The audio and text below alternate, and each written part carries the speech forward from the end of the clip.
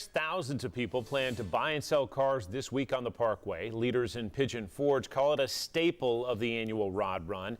It is a staple of that car show that may change. 10 News reporter Vinay Simlot joins us to explain why. Vinay? Robin, John, it's because of how state rules on TDOT property. These parking spots in front of businesses are owned by TDOT. The state leases them to Pigeon Forge, and now the state wants Pigeon Forge to follow the rules both sides agreed to follow in 2016, a major change to a Pigeon Forge tradition.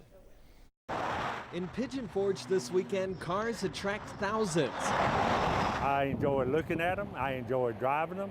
Bobby Simmons and his friends make the 6-hour drive from Mississippi. Our wives are out spending every dime they can in the shops.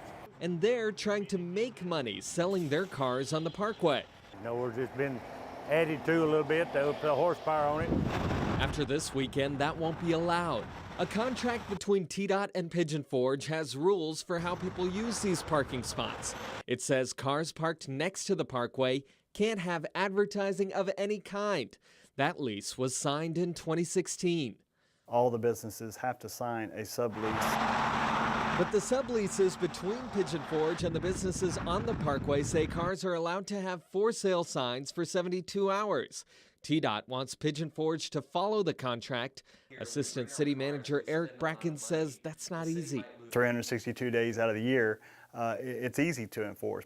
TDOT says Pigeon Forge has written new subleases. The city's making money, the state's making money. Bobby says he's here to see and maybe sell cars. You can see pretty much any vehicle that has been built. And he worries this change will reduce turnout and the money local businesses make from Rod Run. If we go to a restaurant about 3 or 4 o'clock this evening, we stand in line waiting to get there, sometimes up to an hour. Now, the organizers of Rod Run say this change won't affect the actual car show. It's held inside the LeConte Center. This affects the people who come from out of town to show their cars along the Parkway. The city expects new contracts to be signed and the rules in place by the next Rod Run in the fall. John, Robin? Vinay, thank you.